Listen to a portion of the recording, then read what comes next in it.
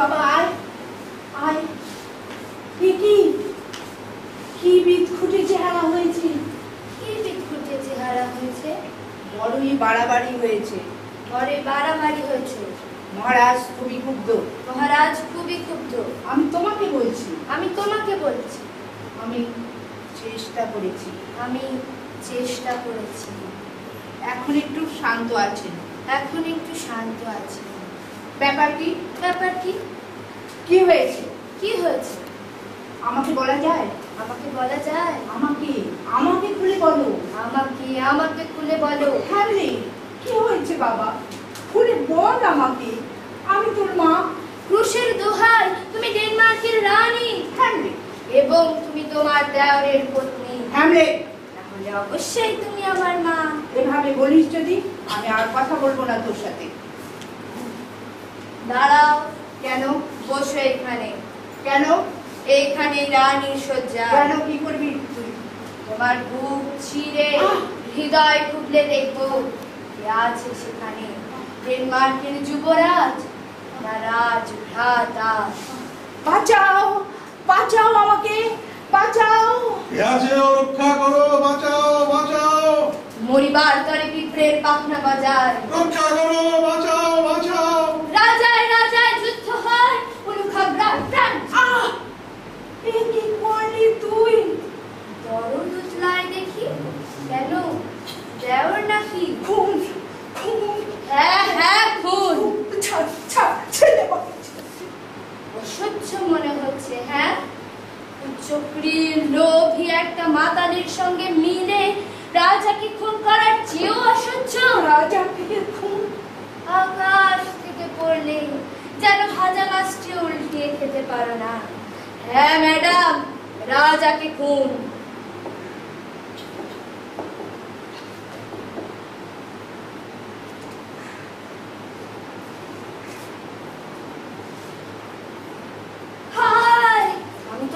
আমি তো তোমার চাইতেও বড় কাউকে ভেবেছিলাম হে বৃদ্ধ মন্ত্রী। কেন কেন কেন এলে পাগলা হাতির সামনে? সেহারা ঘূর্ণিঝড়ের মাঝে মা ছেলের গোপন কথার আড়ালে যখন জানোই কিলিয়ে পাখি না কাঁঠাল, সপুরে ফলে মেওয়া, আর সূর্যোদয় গহীন অন্ধকারের শেষে। যাক, হে বিজ্ঞ, মেনে নাও যা ঘটেছে। সসংগ্রামে বিদায় নাও এবং দাও বিদায়, বিদায়। কেন চেষ্টা করো? রফা রফা, একটা রফা চাই আমি। কিসের রফা? তোমার হৃদয়ে খোলসটা উপরে আমি দেখতে চাই। সেখানে স্নেহ, ভালোবাসা, মায়া, মমতার কোনো ভগ্নাবশেষ এখনো আছে নাকি পাপাচারের ঘন ঘন অভ্যাসের নির্মম নিষ্ঠুর পীড়নে সবটাই রসকসীন কঠিন পাথরে পরিণত হয়েছে? আমি কি এমন করেছি যে তুই আমার সঙ্গে এমন ব্যবহার করছিস? কি করেছো? করেছো সেই জঘন্য কাজ যা ভেঙে দেয় সুনিয়ন্ত্রিত সংযমের বাঁধ, অতীতকে ভুলিয়ে নিয়ে ফেলে গোলক ধাঁধায়।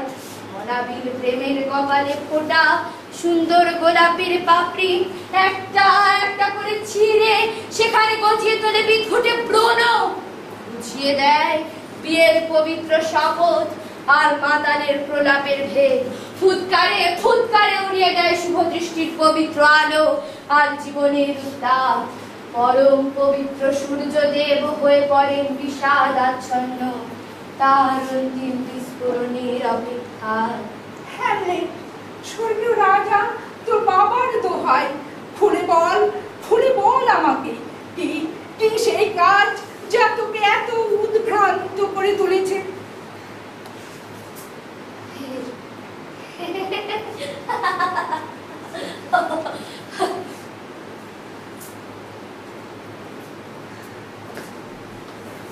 এই দেখো মা, মানুষের মতো মানুষের একটা ছবি, প্রশস্ত ললাট, মাঝে বলি রেখা, সৌন্দর্যের এক অপার মহিমা। হিবিডিয়ানের মতো কোকড়ানো চুল, মার্সের মতো চোখ, ভয় দেখায়, আদেশ করে, পরম স্নেহে কাছে রাখে। মার্কারির মতো ক্ষিপ্র গতি, এর অনুতে পরমাণুতে। যেন এই মাত্র কোন আকাশ চুম্বি পাহাড়ের চূড়ায় উঠে দাঁড়িয়েছে দেখো মা দেখো, যেন 33 কোটি দেবতার এক একটি অঙ্গ নিয়ে গঠিত এর দেহ। এর উপস্থিতির অনুভবে ধরিত্রীর কেমন নিশ্চিন্ত গর্বিত প্রশান্তি। হ্যাঁ, উনি তোমার স্বামী। হ্যাঁ, এই হৃদয় পদ্মাসনে আসীন রানী ছিলে তুমি। হ্যাঁ, তুমি ছিলাম, তুমি ছিলাম। মা মা মা আমার মা। হ্যামলেট, আর এই দেখো তোমার হৃদয়ে জায়গা করে নিয়েছে আর একটা ছবি। সমগ্র ভাতৃকুল কলঙ্ক না। তোমার এখনকার স্বামী, না। তোমার দেবতুল্য ভূতপূর্ব স্বামীর ভাই। না। দেখো না। রোগগ্রস্ত ক্লিব শর্টার ষড়যন্ত্রী লোভ আর না। কামনার বশে যে তার দেবতার মতো দাদাকে খুন করেছে। না। ছি মা ছি, চোখের মাথা খেয়ে দৃষ্টিশক্তি একেবারেই হারিয়েছো। নইলে নইলে কি করে তুমি? না না, একে বলো না হৃদয় দৌর্বল্য, কেননা তোমার যা বয়স তাতে রক্তে সেই দুর্বার গতি থাকে না। বয়স বরং বিনীত সমাজ মান্য যুক্তি বিচারের কাছে, তত জানু চিরাচরিত প্রথার কাছে।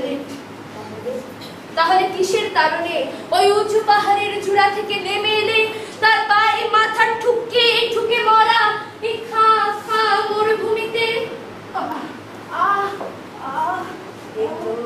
এতো এখনো আছে অনুভূতি এই ঢিলে চামড়ায়, বিকারগ্রস্ত আছে ভয় কোটরাগত ওই অক্ষিপুটে, শঙ্কাময় উন্মত্ততা। বলো বলো, চুপ করে আছো কেন? উন্মাদের অনুভূতি এমন বিকারগ্রস্ত নয় যে আকাশ ও পাতালের প্রভেদ বুঝতে পারবে না, বুঝতে পারবে না কোনটা স্বর্গ কোনটা নরক। আসলে আসলে এই শয়তানটাই তার হীন ষড়যন্ত্রের জালে এখনো বদ্ধ করে রেখেছে তোমার দৃষ্টি। এলো মেলো করে দিয়েছে ভালো আর মন্দের বিচার বুদ্ধি পারম্পর্য। লজ্জা লজ্জার লজ্জা, কিন্তু না, লজ্জায় রাঙা হয়ে ওঠার স্পর্শ কাতরতাটুকুও হারিয়ে ফেলেছে তোমার শুকনো মুখ আর মুখের ঝুলে পড়া চামড়া। হে বিদ্রোহী নরক, তুই যদি এই বুড়ির হাড়ে আগুন জ্বালাতে পারিস, তাহলে তাহলে এই উদ্দাম যৌবনের হৃদয়ও আরেকবার জ্বলে ওঠ। ভয়ঙ্কর বিশুদ্ধি অশির গলন্ত লাভার মতো যৌবনের সকল ধর্ম গলে গলে খসে খসে পড়ে একেবারে নিশ্চিহ্ন হয়ে যায়। আর সে নিশ্চিহ্নতার গলিত অবশেষের দিকে ফ্যাল ফ্যাল করে তাকিয়ে তুমি আর নিন্দা করো না আমাকে। তুই থাম হ্যামলেট। আর তুমি ওই শয্যাকে ক্রমাগত ক্রমাগত নোংরা করে চলো, আর আরো সব নোংরা শুয়োরে তোমার গজিয়ে তোলো। কোনো কথাই কি আটকায় না তোর মুখে? একটা খুনি দুরাত্মা মূর্তিমান পাপের শিরোমণি, লোভী তস্কর, ডেনমার্কের মহামূল্যবান রাজমুকুট চুরি করে মাথায় পড়ে যখন ঘুরে বেড়াচ্ছে প্রকাশ্য দিবালোকে, তখন কথায় আর কি কাজ? বলি তুই থাম। আজ আস্তাকুড়ির এদের রাজা কেবলমাত্র দৃষ্টিহীন বিচার বুদ্ধিহীন অনুভূতিহীন এক নারীর হাত ধরে, যে রানী আমার আমার মা। হায় হে স্বর্গের প্রহরীগণ, তোমাদের যা কিছু আচ্ছাদন এখনো আছে তাই যে আমাকে লুকিয়ে রাখো, আমাকে বাঁচাও। আমাকে চায় খোকা, আমার কাছে আয়, কাছে আয়, আমার করে নে। হে মহান আত্মা, বলুন কি চান, বলুন আমি আপনার জন্য কি করতে পারি। তুই কি পাগল হলি? চিন্তার দুর্বিপাকে অনেক অনেক সময় করেছি নষ্ট, আবেগ করেছি ঠিকিয়ে, আপনার মহান আদেশ পালনে এখনো ব্যর্থ আমি। সবই নয় নত জানু, আমাকে তিরস্কার করুন। তোমার ভীত আবেগ পুনরুদ্ধারে ঘটেছে আমার এই ত্বরিত আবির্ভাব। ওঠো, সাহস অবলম্বন করো, কর্তব্য পালন করো।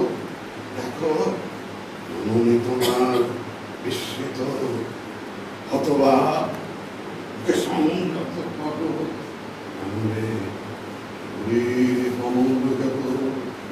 কথায় প্রভাবিততা তার অধিক কথা বলো, কথা বলো সঙ্গে। মহারানী, জন্মদাত্রী মা আমার, কেমন লাগছে ভালো, এখন একটু ভালো, কিন্তু শুনে তাকিয়ে কার সঙ্গে কথা বলছিস তুই? তোর দৃষ্টি কেমন হিংস্র, অন্য বিপদের সংকেতে সজারু কাটার মতো খাড়া হয়ে উঠেছে তোর চুল। শান্ত হ, আয় বাছা, আমার কোলে আয়, শান্ত হ। দোহাই তোমার, অমন করুণ দৃষ্টিতে তাকিয়ে থেকো না আমার দিকে। তোমার দৃষ্টি আমাকে দুর্বল করে দেবে, তাহলে তোমার আদেশ পালনে হব আমি ব্যর্থ। রক্তপাতের বদলে আমাকে সারা জীবন ধরে করে যেতে হবে অবিরাম অশ্রুপাত। কার সঙ্গে কথা বলছিস তুই? তুমি কি কিছুই দেখতে পাচ্ছ না? কাকে? সত্য, মূর্তিমান সত্যকে। ওই, আমি তো কিছু দেখতে পাচ্ছি না। দেখো মা, দেখো, আমার স্বর্গীয় পিতা ডেনমার্কের মহান সম্রাট ঠিক আগের মতোই ধীর পদক্ষেপে চলেছেন। ওই তো ফাটক পেরিয়ে। হায়, আমি তো কিছুই দেখতে পাচ্ছি না। হায়, ষড়যন্ত্রের জাল এখনো তোমাকে আষ্টে পৃষ্ঠে বেঁধে রেখেছে। তুই কি পাগল হলি? কি? আমি পাগল?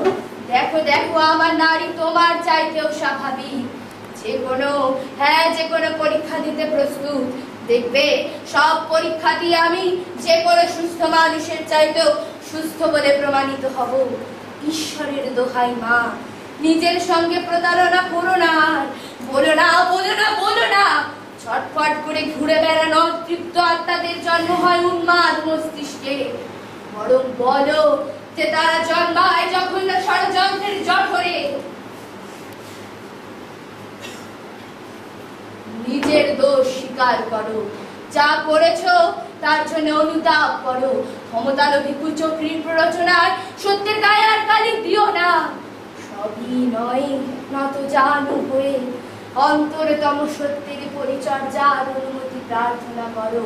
হ্যাঁ, যুগ সন্ধিক্ষণে তাই তো করতে হয়। পাপের দুয়ারে ধন্না দিতে হয় ধর্মকে। আমার বুকটা ভেঙে গেল। Hamlet, Hamlet. যদি ভাঙে তো জানবে সত্যের প্রকাশ ঘটেই হবে। যদি ভাঙে তো ভেঙে যাওয়া খণ্ড দুটির মধ্য থেকে মন্দতর অংশটাকে ত্যাগ করো চিরতরে। অন্য অংশ নিয়ে জননীর জীবন যাপন করো। বিদায়, শুভরাত্রি। আর হ্যাঁ, ক্ষমতালোভী খুড়ো মহারাজের কাছে আজ রাতে আর না গিয়ে তার বাঁধনের গিটটাকে শিথিল করে নাও।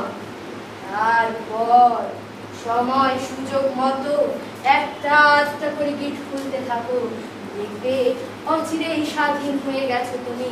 তখন দেখতে পারবে সত্যটাকে, বুঝতে পারবে তোমার পুত্র নয় উন্মাদ, উন্মত্ততা তার উদ্দেশ্য সাধনের কৌশল মাত্র। বলে যা, আমায় কি করতে হবে? অপেক্ষা।